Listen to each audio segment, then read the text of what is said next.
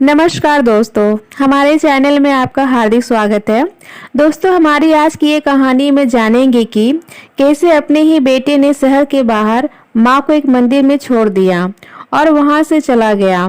यह कहानी एक माँ देवकी जी की है जो अपने परिवार से बहुत प्यार करती थी। उनके पति शिवचंद जी का पिछले साल गंभीर बीमारी के कारण निधन हो गया था। उनके जाने के बाद देवकी जी गांव में अकेली रह गई थी। हालांकि उनका एक बेटा और बहू शहर में रहते थे जो बहुत कम गांव आते थे।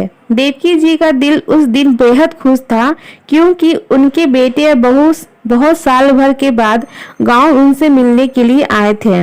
उनके लिए बहुत ही बड़ा दिन था क्योंकि शिवचंद जी के निधन के बाद यह पहली बार था जब दोनों गांव आए थे। इतने लंबे समय बाद अपने बेटे और बहू से मिलने देवकी जी के लिए किसी उत्सव से कम नहीं था। देवकी जी की एक बेटी भी थी जिसका नाम था गीता। गीता की शादी बड़ी ही धूमधाम से की गई थी और अब उसकी खुद की गृहस्थी थी। देवकी जी गीता को परेशान करना नहीं चाहती थी क्योंकि वह जानती थी कि उसकी भी अपनी एक जिम्मेदारियां हैं। फिर भी गीता महीने में एक बार तो समय निकालकर अपनी माँ का हालचाल जानने के लिए आ ही जाती थी। लेकिन देवकी जी हमेशा उसे समझाती थी कि वह ज्यादा उनके बारे में ना सोचे और अपनी गृहस्थी पर ध्यान दे। देवकी जी नहीं चाहती थी कि गीता की जिम्मेदारियां में कोई परेशानी आए। गीता कहती, माँ मैं मानती हूँ कि शादी के बाद एक लड़की की अपनी पहली जिम्मेदारी उसका ससुराल होता है, लेकिन मैं भाई के भरोसे भी तो आपको नहीं छोड़ सकती। अगर उन्हें आपकी इतनी ही फिक्र होती तो वह पापा के मौत के बाद आपको यूं ही अकेला छोड़कर नहीं जाते। यह सिर्फ गीता की बात नहीं है बल्कि सभी रिश्तेदार भी यही कहते थे, कैसा कमीना बेटा है, इकलौता बेटा होते हुए भी इतनी शर्म नहीं है कि अपने माँ का हाल चाल जानने के लिए भी आ जाए। लेकिन देवकी जी जैसे ही अपने बेटे या बहू की शक्ल देखती वे सारी बातें भूल जाती। उन्हें बस इतना याद रहता कि देर से ही सही लेकिन उनका बेटा उन्हें लेने के लिए आ तो गया। जब मंजीत और उसकी पत्नी घर से बाहर निकले तो उन्हें गांव वालों की बातें सुनने को मिली। मंजीत जब अपने दोस्तों से मिला तो उन्होंने कहा, कितना मतलबी है तू, तेरी माँ के पास तेरे अलावा कोई भी नहीं है और तू मजे से शहर में रह रहा है जबकि तेरी माँ यहाँ अकेली है। जहाँ भी मंजीत गांव में गया उसे हर जगह ताने सुनने पड़े और सच कहे तो किसी ने कुछ गलत भी तो नहीं कहा, सब सच ही बोल रहे थे। लेकिन सच्चाई इतनी कड़वी थी कि मंजीत उसे सहन नहीं कर पा रहा था। दरअसल मंजीत अपनी माँ के घर पर लोन लेना चाहता था जो कि माँ के नाम पे था, इसलिए वह केवल अपने स्वार्थ के लिए ही अपनी माँ के पास आया था। जब उसने गांव वालों से यह सब बात सुनी वह गुस्से और द्वेष में भर गया। उसने एक योजना बनाई और घर जाकर अपनी पत्नी रंजना से कहा, हम लोग आज शाम को ही शहर के लिए निकल जाएंगे, तुम अपना सामान पैक कर लो। फिर मंजीत अपनी माँ के कमरे में गया और बोला, माँ आप भी मेरे साथ शहर चलो, यहाँ गांव में अकेले कैसे रहोगी। यह सुनते ही देवकी जी की खुशी का ठिकाना नहीं रहा। वह खुशी खुशी अपने कपड़े बांधने लगी। उनकी बहू रंजना ने भी सास की मदद करते हुए उनके कपड़े पैक कर दिए।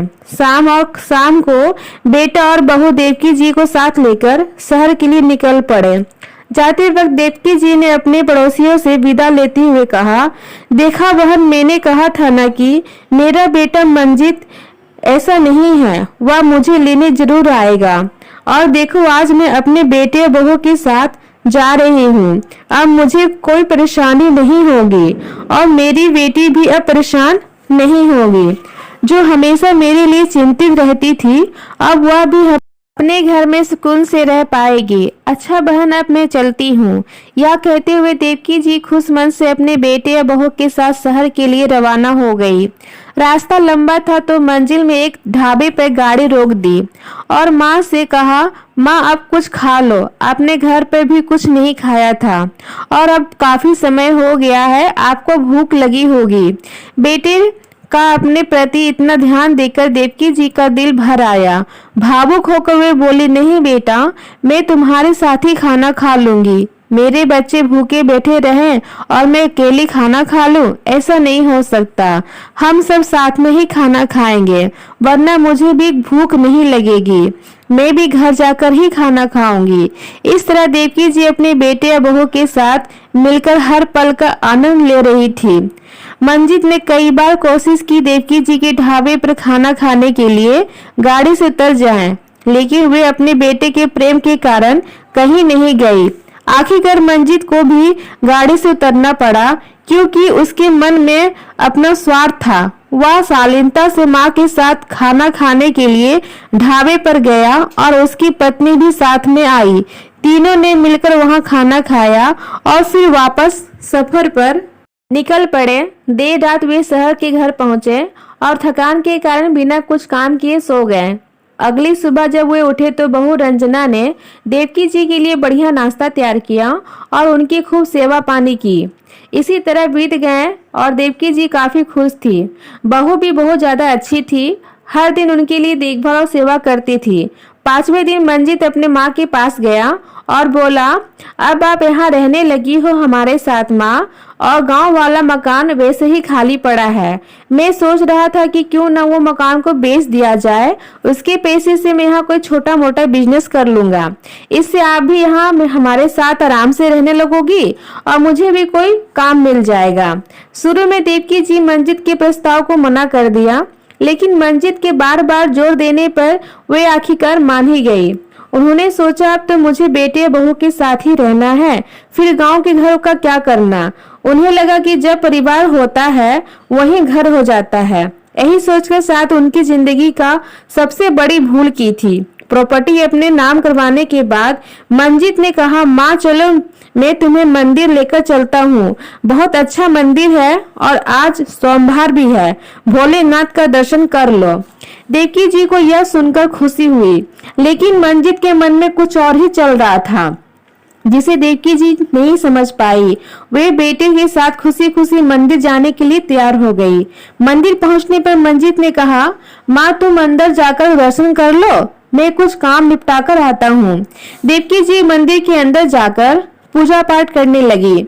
उनका ध्यान पूरी तरह से भगवान भोलेनाथ में लग गया और उन्हें पता भी नहीं चला कि 1 घंटा कैसे बीत गया। वे वहीं बैठकर और पूजा पाठ में लग गई। धीरे धीरे 2 घंटे बीत गए, फिर 3 घंटे, लेकिन मंजित उन्हें लेने के लिए नहीं आया। अब दोपहर हो चुकी थी और सूरज सिर पर चढ़ गया था। देवकी जी को यह भूख लगने लगी, इसलिए वे मंदिर से बाहर निकली और आसपास मंजित को ढूंढने लगी। उन्होंने काफी देर तक मंदिर के आसपास इंतजार किया, लेकिन मंजित कहीं नजर नहीं आया। जब दोपहर का 1 बज गया और मंजित नहीं लौटा तो देवकी जी बहुत चिंतित हो गई, लेकिन वे कर भी क्या सकती थी।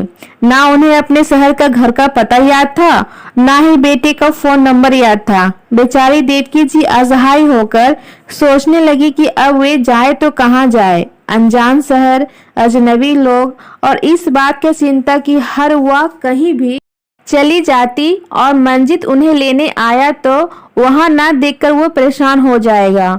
इन्हीं सब बातों को सोच के वो घिरी रह गई। देवकी जी मंदिर की सीढ़ियों पे बैठी रही।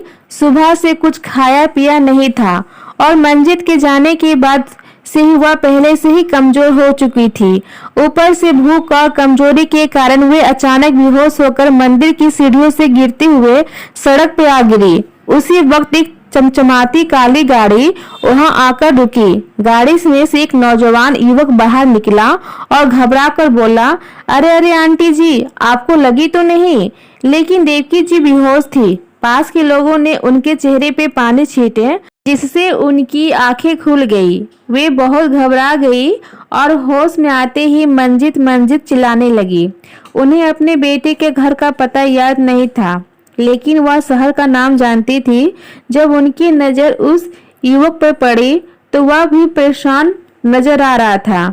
देवकी जी के होश में आते ही वह बोला, आंटी जी, आप बेहोश होकर मेरी गाड़ी के सामने गिर गई थी। यहाँ के लोग समझ रहे हैं कि शायद मैंने आपको टक्कर मार दी है। कृपया इन्हें बताएं कि ऐसा कुछ नहीं हुआ है, ये लोग गलत समझ रहे हैं। देवकी जी ने धीरे धीरे होश में आते हुए कहा, हाँ बेटा, मैं बेहोश हो गई थी, इसमें तुम्हारी कोई गलती नहीं है। यह सुनकर उस युवक ने राहत मिली और बाकी लोग भी वहां से चले गए। फिर वह लड़का बोला, आंटी जी, शायद आपको कमजोरी की वजह से चक्कर आ गए होंगे। इतनी धूप में आप यहाँ क्यों बैठी हैं? अगर आप कहे तो आपको मैं कहीं छोड़ दूं? देवकी जी को इतना तो पता था कि उनका बेटा किस शहर में रहता है, लेकिन इसके अलावा उनको कोई जानकारी भी नहीं थी। उन्होंने लड़के से कहा, बेटा मैं अपने बेटे के साथ सुबह मंदिर आई थी, लेकिन वह अभी तक वापस नहीं आया। लड़के ने सहानुभूति दिखाते हुए कहा, आंटी जी आप मुझे उसका पता बताइए, मैं आपको वहां छोड़ देता हूँ। देवकी जी ने जवाब दिया, मुझे शहर का नाम तो पता है, लेकिन इसके अलावा और कुछ याद नहीं। लड़के ने मुस्कुराते हुए कहा, कोई बात नहीं आंटी जी, आप कब तक यहाँ इंतजार करेंगी, आप मेरे साथ चलिए। पहले हम शहर तक पहुँचते हैं, उसके बाद घर कैसे ढूंढना है वह भी देख लेंगे। मेरे भाई पुलिस में हैं, आप चिंता मत कीजिए, वे जल्दी से ही आपके बेटे को ढूंढ निकालेंगे। युवक की बात सुनकर देवकी जी को थोड़ी राहत मिली और उन्होंने उसके साथ चलने के लिए निर्णय लिया। लड़का देवकी जी को लेकर निकल पड़ा। रास्ते में देवकी जी ने बताया कि उनका बेटा एक बड़ी कंपनी में काम करता है और लखनऊ जैसे बड़े शहर में रहता है। लड़के ने भी बताया, मैं भी लखनऊ का ही रहने वाला हूँ और अपने परिवार के साथ वहीं रहता हूँ। जब वे शहर की सीमा में पहुंचे तो लड़का थोड़ा चिंतित हो गया कि अब उसे क्या करना चाहिए। उसने अपने बड़े भाई को फोन किया और पूरी स्थिति समझा दी। उसके भाई ने जल्द ही वहां आकर जानकी जी से पूछताछ की, यहाँ की कब से बैठी हैं आप यहाँ मंदिर पे। देवकी जी ने उन्हें सारी बात बता दी, कैसे मंजित ने सुबह मंदिर ले जाने के जिद से और फिर उन्हें अकेला छोड़ दिया मंदिर पर। अब तो शाम हो चुकी थी, इसलिए वह उस लड़के के साथ चली आई। देवकी जी सोच रही थी कि अगर वह शहर पहुंच जाएगी तो किसी तरह घर तक पहुंच जाएगी। रमेश जो पुलिस में था उसको जल्द ही समझ में आ गया कि मंजित ने अपनी माँ से पीछा छुड़ाने के लिए उन्हें मंदिर में छोड़ दिया था। रमेश ने कहा, आंटी जी मुझे लगता है आपने सुबह से कुछ नहीं खाया है, आइए पहले कुछ खा लीजिए, फिर हम आपके बेटे को ढूंढते हैं। देवकी जी को भूख तो बहुत जोर से लगी थी, लेकिन उन्हें अनजान लोगों पर बोझ बनना सही नहीं लग रहा था। उन्होंने कहा, नहीं बेटा, एक बार मेरा बेटा मिल जाए फिर आराम से बैठकर खाना खाऊंगी, आप दोनों खा लो। रमेश ने मुस्कुराते हुए कहा, हम भी तो खा रहे हैं आंटी जी, बेटा कहाँ भागा जा रहा है, जहाँ भी होगा उसे पकड़ लेंगे, आप परेशान मत होइए, आइए खाना खा लीजिए। पर देवकी जी ने उसकी बात मान ली और रमेश जी और उनके भाई दोनों मिलकर उनके साथ खाना खाएं। फिर वे सब रमेश के घर की ओर निकल पड़े। रमेश ने देवकी जी से कहा, आंटी जी रात बहुत हो गई है, कल आपको अपने बेटे के पास छोड़ दूंगा। उधर मंजित ऑफिस से वापस आकर आराम से टीवी देख रहा था। जब उसकी पत्नी पूछी, मंजित मम्मी जी कहाँ है, तुम उन्हें सुबह मंदिर लेकर गए थे, वह सुबह से घर नहीं आई है। मंजित ने अनमने तरीके से कहा, नहीं आई तो आ जाएगी, गई होगी कहीं आसपास घूमने। उसकी पत्नी ने चिंता जताई, लेकिन वे तुम्हारे साथ थी, तुम उन्हें कहाँ छोड़ आए। मंजित चिढ़कर बोला, क्या हुआ, तुम पागल हो गई हो, वे मेरी माँ है, मैं चाहूँ तो उन्हें कहीं भी छोड़ सकता हूँ, तुम अपने काम पर ध्यान दो। उसकी पत्नी ने शांत स्वर में कहा, मैं समझ रही हूँ, लेकिन तुम शायद भूल गए हो कि वह तुम्हारी माँ है, जिन्हें तुमने आज एक अनजान जगह पर छोड़ दिया है। कर्मों का फल इसी जन्म में मिलता है, यह मत भूलना कि जैसा बोओगे वैसा ही काटना पड़ेगा। समय निकलने के बाद पछताने से कुछ नहीं होता। इतना कहकर वह अपने कमरे में चली गई। उधर रमेश ने नाश्ते के दौरान देवकी जी से घर के आसपास का माहौल जानने के लिए कोशिश किया। देवकी जी ने बताया कि उनका बेटा एक बड़ी बिल्डिंग में रहता है, जिस पर जवाहरलाल नेहरू जी का तस्वीर बनी है और उनके घर के पीछे एक बड़ा अस्पताल है जिसका नाम सिटी हॉस्पिटल है। रमेश ने शहर की बड़ी बड़ी बिल्डिंगों का तस्वीर इंटरनेट पर दिखाई और सिटी हॉस्पिटल की तस्वीर खोजी। देवकी जी ने पहचान लिया, हाँ यही मेरे बेटे का घर है। रमेश ने अस्पताल की तस्वीर दिखाकर पुष्टि की और उन्हें लेकर वहां से चल पड़े। रमेश ने सुरक्षा गार्ड को बुलाकर मंजित का प्लेट नंबर पता किया। जब उन्होंने दरवाजा खटखटाया तो देवकी जी की बहू ने दरवाजा खोला और अपने सास को गले लगाकर रोने लगी। माँ, ठीक तो हो ना आप? कोई तकलीफ तो नहीं हुई आपको? तभी रमेश ने कहा, यह ड्रामा बंद करो, बताओ तुम्हारा पति कहाँ है? देवकी जी ने रमेश की ओर देखकर पूछा, बेटा कैसी बातें कर रहे हो? रमेश ने कहा, आंटी जी सही कह रहा हूँ, अपनी बहू से पूछिए, इसी के कहने पर आपको छोड़ आया होगा। देवकी जी की बहू चुपचाप पड़ी रही, क्योंकि उसे पता था कि गलती उसकी पति की है। उधर मंजित पागलों की तरह माँ को ढूंढ रहा था। उसकी पत्नी की बातें उसके कानों में गूंज रही थी। तभी उसकी पत्नी का फोन आया, मंजित तुम अभी घर आ जाओ। मंजित के घर पहुंचते ही देखा कि दरवाजा उसकी माँ ने खोला है। एक पल के लिए तो वह यकीन नहीं कर पाया, फिर उसने अपनी माँ से लिपट कर बहुत माफी मांगने लगा। उसी समय रमेश बाहर आता हुआ बोला, क्या ड्रामा कर रहे हो तुम दोनों? उसने मंजित का कॉलर पकड़ते हुए कहा, अगर मुझे पता चला कि तुम अपनी माँ के साथ ऐसा कुछ भी करते हो जो उनके लिए दुखदाई हो तो मैं तुम्हें छोड़ूंगा नहीं। देवकी जी कुछ समझ नहीं पा रही थी। उन्होंने कहा, रमेश बेटा तुम क्या कह रहे हो? रमेश बोला, आंटी जी आपका बेटा जानबूझकर आपको वहाँ छोड़ आया था। देवकी जी यह सुनकर हवाक रह गई और मंजित की ओर देखने लगी। मंजित उनके पैरों में गिरकर फूट फूट कर रोने लगा। मुझे माफ कर दो माँ, मुझे माफ कर दो, मैं बहुत बड़ा गलती की हूँ, मैं अपने स्वार्थ में अंधा हो गया था। रमेश ने कहा, यह उनसे तो जिन्हें रोकने टोकने के लिए कोई नहीं है। तुम रात को लेट भी आओ तो शायद पत्नी खाना बनाने का आलस कर जाए, लेकिन माँ तुम्हें कभी भूखे पेट नहीं सोने देगी। भगवान ने जो तुम्हें ये अनमोल धन दिया है उसकी कदर करो, इसकी कोई कीमत नहीं है। यह प्यार जो हमें मिल रहा है अनमोल है। कितने ही बच्चे हैं जो तड़पते हैं लेकिन उन्हें माता पिता का प्यार नसीब नहीं होता। मंजित को अपनी गलती का पछतावा हो रहा था। मंजित देवकी जी से कहकर चला गया, चलता हूँ आंटी जी, आता जाता रहूंगा, कोई भी परेशानी हो तो बताइएगा। दोस्तों, यह थी हमारी आज की कहानी। कहानी आपको कैसी लगी मुझे कमेंट बॉक्स में जरूर बताएं। वीडियो को लाइक और शेयर करना ना भूलें और चैनल को सब्सक्राइब जरूर करें ताकि ऐसी नई नई कहानियों का नोटिफिकेशन आपको मिलता रहे। धन्यवाद दोस्तों।